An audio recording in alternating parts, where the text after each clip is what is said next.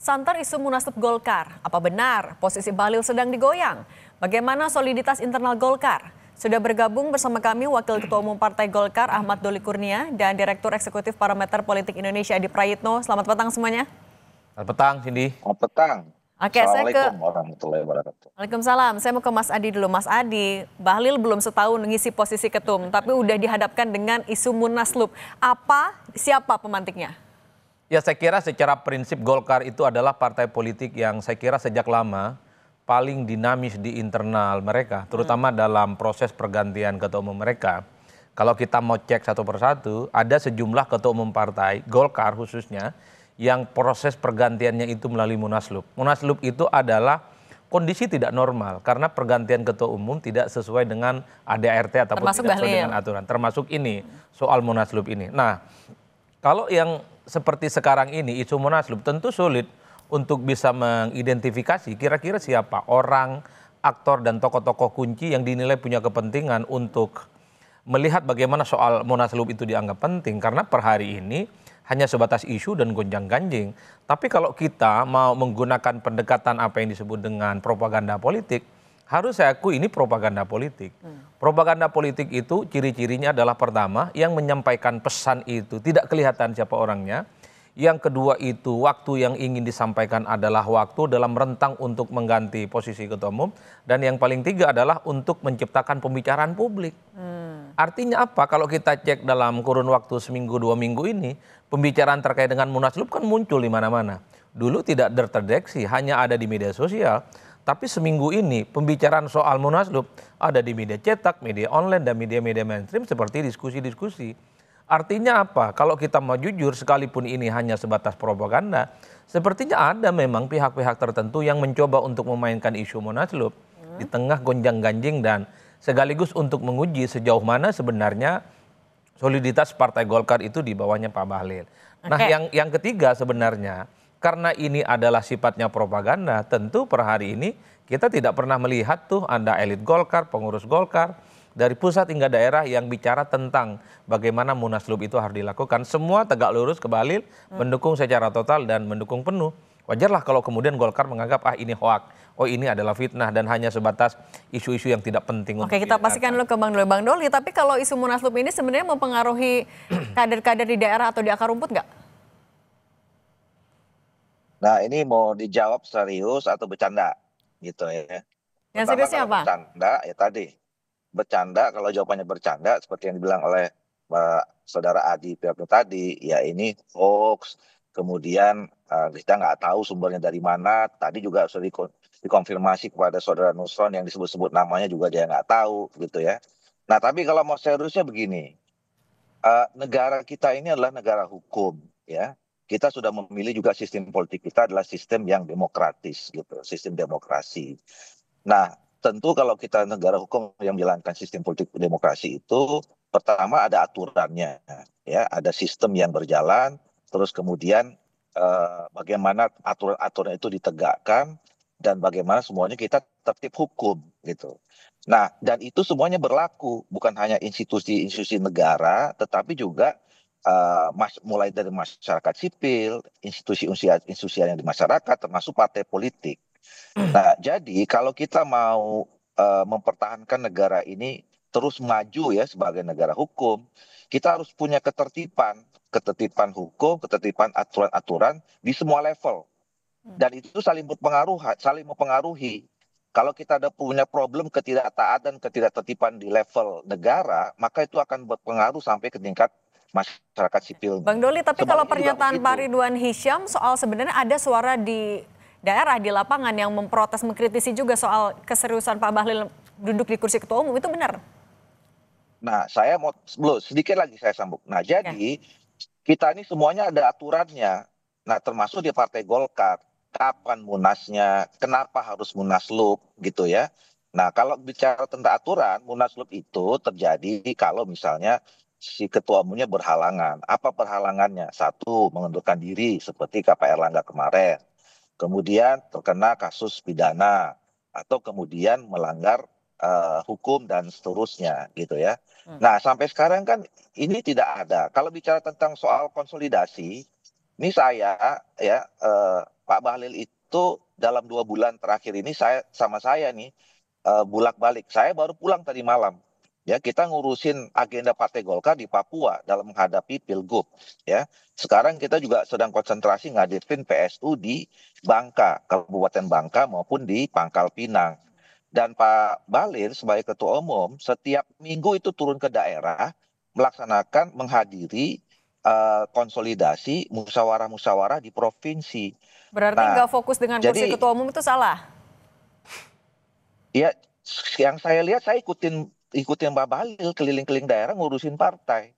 Ya, dan kalau misalnya tadi disebutkan misalnya pengurusnya, saya ini baru tadi malam pulang dari Papua. Dua Ya. minggu ini, 2 bulan ini saya di sana terus. Nah, jadi sebetulnya ngurusin partai itu apa namanya? Ya, diurus. Hmm. Nah, bahwa kemudian ada orang yang kurang puas, ada orang yang tidak suka atau belum move on, kira-kira gitu ya. Itu biasa, bukan hanya di Partai Golkar aja, di politik juga seperti itu gitu. Nah, Oke. makanya oleh karena itu apa namanya? Menurut saya sudahlah di stop saja ya isu ini. Kenapa? Karena gini, kalau kalau isu ini terus-menerus dikerjakan ya diberikan, apalagi terjadi dengan sedikit pemaksaan-pemaksaan, akan terjadi kontraksi politik dan itu akan berpengaruh dalam stabilitas politik dalam kita menjalankan fokus supaya pemerintahan Pak Prabowo Pak Gibran ini dengan kerja-kerja dan programnya. Jadi udahlah kita lagi asik-asiknya sekarang melakukan konsolidasi di dalam pemerintahan. Semua Pak Prabowo mengajak kita baik kekuatan politik maupun di kekuatan di pemerintahan untuk fokus menjalankan program-program yang pro rakyat gitu. Oke. Dan tantangan kita ini nggak mudah loh, eksternal dan internal. Jadi Oke. kalau kita ribut sibuk-sibuk ngurus-ngurusin yang nggak juntrungan ya. Oke, banyak yang harus diurusin ini juga Tidak sama sesuai kayak dengan kata-kata aturan segala Mensesnek. macam itu Kalau pasti akan mengganggu konsentrasi. Oke, mendingan fokus juga pemerintahan Prabowo lagi fokus nih. Tapi kan Mensesnek juga bilang janganlah semua dikaitin ke istana. Tapi kalau kita lihat secara historis kan Golkar biasanya sejalan juga nih sama pemerintahan. Apa iya sebenarnya kalau istana nggak ikut campur atau setidak-tidaknya ngasih restu juga dengan isu goyangan Munaslup ini, Mas Adi? Ya kalau kita mempelajari bagaimana sejarah-sejarah kekuasaan di negara kita, setiap presiden, setiap kekuasaan, kalau ada gonjang-ganjing partai, soal konflik, soal dualisme, pasti selalu dikait-kaitkan dengan istana dan kekuasaan. Ada kecenderungan selera kekuasaan lah, selera istana lah yang kemudian akan lebih didukung untuk bagaimana menjadi ketua umum partai.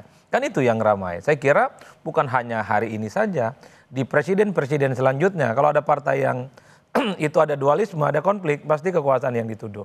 Pasti kekuasaan diseret-seret di dalamnya. Tapi bagi saya, sekalipun ini semacam propaganda, tidak jelas siapa yang kemudian menyampaikan pesan, kemudian juga adalah membicarakan di publik secara umum, tapi secara prinsip ini semacam ada pesan bahwa mungkin ada pihak-pihak di internal Golkar yang secara perlahan sudah ingin menunjukkan kekecewaannya kepada ketua umum mereka, Pak Bahlil. Karena? Seperti yang terkonfirmasi dari Ridwan Hisam.